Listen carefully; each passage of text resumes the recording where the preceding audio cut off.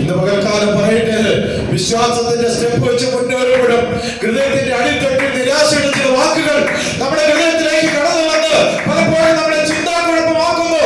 Hallelujah, ഞാൻ പ്രാർത്ഥിക്കുന്നുണ്ട്, ഉപവസിക്കുന്നുണ്ട്, കാര്യമൊക്കെ ശരിയാ, പക്ഷെ എങ്ങനെ ദൈവപ്രവൃത്തി എനിക്ക് വെളിപ്പെടും?